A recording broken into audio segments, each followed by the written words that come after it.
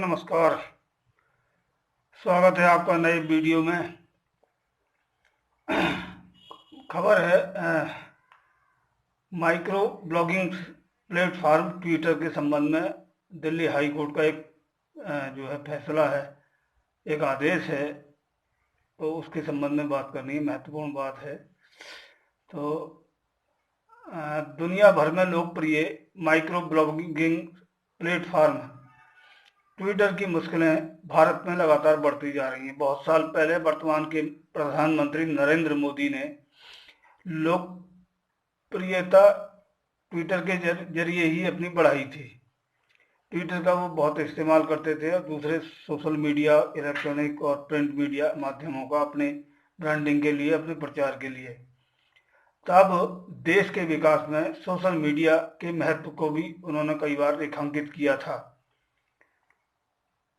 उनके और उनकी पार्टी और इसके अलावा सरकार के प्रचार प्रसार में ट्विटर का बहुत इस्तेमाल किया गया है, लेकिन भारत सरकार सहित आरएसएस के लोगों को ट्विटर अब नापसंद हो चला है। उनका पूरा तंत्र अब ट्विटर को बर्बाद करने पर आमादा है। इसके लिए सरकार अपने टूलों और कानून, न्यायपालिका हर संभव हथियार का प्रयोग ट्विटर के इस्तेमाल के खिलाफ कर रहे हैं।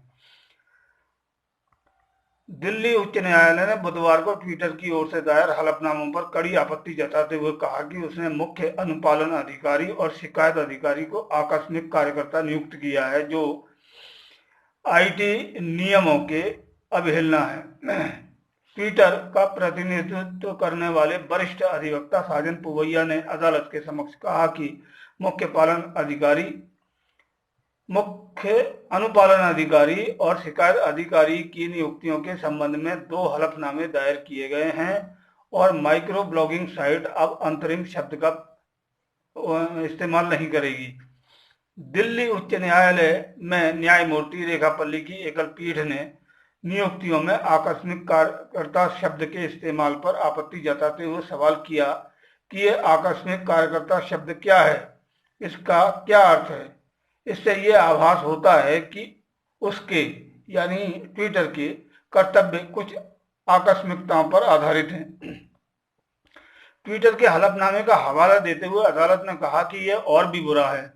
अदालत ने एक स्पष्ट हलफनामे की मांग की।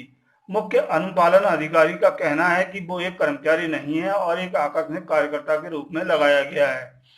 अदालत ने यह कहा, ये एक मुख्य अनुपालन अधिकारी है, पद के बारे में कुछ गंभीरता होनी चाहिए, ये अपने आप में नियम के तहत है। अदालत ने ट्विटर से यह भी सवाल किया कि उसने तीसरे पक्ष के ठेकेदार के माध्यम से नियुक्ति क्यों की, जिसका नाम भी सामने नहीं आया है, क्योंकि उसने टिप्पणी की कि हलफनामा कुल गैर अनुपालन दिखाता है। अदालत ने कहा, आप यहाँ व्यापार करते हैं, इतना राजस्व कमाते हैं, लेकिन नियमों का पालन नहीं करते। अदालत ने आपको एक लंबी रस्सी दी है, ऐसा नहीं हुआ है। दिल्ली उच्च न्यायालय में न्यायमूर्ति रेखापल्ली ने कहा, मुझे बताओ, मुझे समझ में नहीं आ रहा है। आप आकस्मिक कह रहे हैं, ये अनुपालन नहीं है।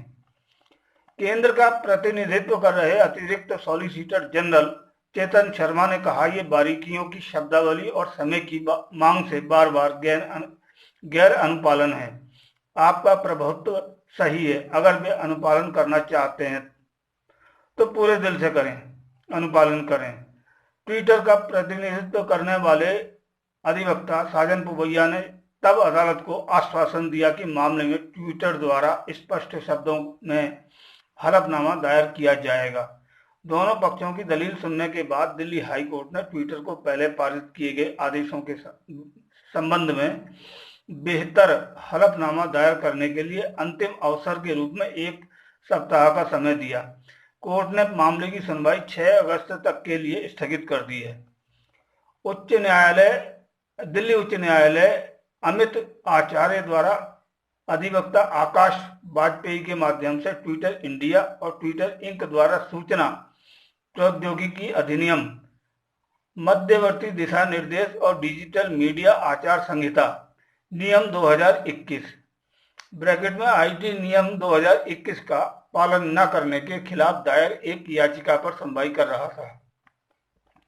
सरकार के नए नियमों का पालन तो ट्विटर को करना चाहिए, हर किसी को तय नियमों का पालन करना चाहिए, इससे किसी को इनकार नहीं हो सकता, इनकार नहीं करना चाहिए। लेकिन सरकार और उसके सहयोगी समर्थक ट्विटर को अपना प्रचार टूल या भोंपू बनाना चाहते हैं।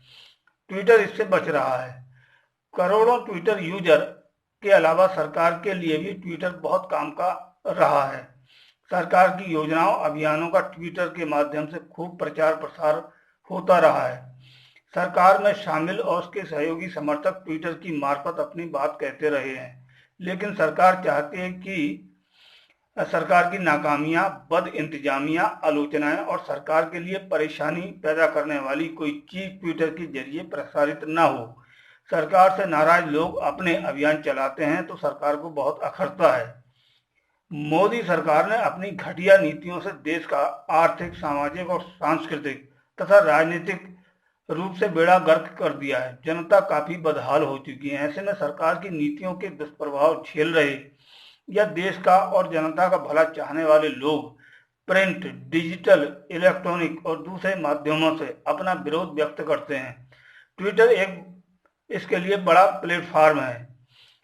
सरकार और उसके सहयोगी समर्थक ट्विटर के जरिए अपनी बात कहते हैं तो विपक्ष, मानव अधिकार कार्यकर्ता, मीडिया के लोग और सामान्य लोग भी ट्विटर के जरिए सरकार की आलोचना करते हैं या सरकार पर तंज कसते हैं या अन्य विषयों पर अपनी बात कहते हैं। कोरोना काल में जब दवा, इलाज, ऑक्सीजन इत्यादि के अभाव में लोग मर रहे थे, त्राही कर रहे थे, तब ट्विटर की मार्फत लाखों लोगों को राहत मिली। संकट में फंसे लोग अक्सर ट्विटर के माध्यम से मदद मांगते रहे। सरकार चाहती है कि किसी भी तरह उसके कामकाज, नाकामियों, बदमाशियों के बारे में जनता तक बात ना पहुंचे, लेकिन सरकार और उसके सारे टूल जो भी कहें, ट्विटर उस पर कोई कार्रवाई ना करे। ट्विटर को ये मंजूर नहीं है। ट्विटर जितना प्रभावी दूसरा कोई माध्यम नहीं है। फेसबुक दूसरे नंबर का प्लेटफॉर्म है जिसका लोग ज्यादा इस्तेमाल करते हैं। इस पर काफी हद तक सरकार का नियंत्रण है। फेसबुक के अनुसार भारत सरकार ने पिछले साल जुलाई से दिसंबर के बीच करीब 40,300 यूजर्स की जानकारी मांगी थी। फिलहाल तो पेगासस के जरिए नागरिकों की जासूसी करने की बात सामने आ रही है। ट्विटर के सरकार के समक्ष घुटने टेकने से इनकार करने के बाद सरकार कोशिश में लगी है कि देसी प्लेटफॉर्म को बढ़ावा दिया जाए। इस पर मोदी सरकार के तमाम सहयोगी समर्थक और कई सरकारी विभागों ने अपने अकाउंट बना रखे हैं। ऊपर सरकार के टूल या समर्थक झूठ का खूब प्रचार कर रहे हैं। एक से बढ़कर एक जहरीली पोस्ट यहाँ दिख जाएगी। आम यूजर को पसंद नहीं कर रहा है। ट्विटर की तरह ये आसान और अधिक लोगों तक पहुंच वाला भी नहीं है। तो ये खबर ट्विटर के संबंध में थी और आप इस पर जो है कमेंट करके अपनी राय दीजिए और फिर मिलते हैं एक नई वीडियो में। ये वीडियो आपने देखा, मैं इसके लिए आपका बहुत बहुत आभारी हूँ। नमस्कार।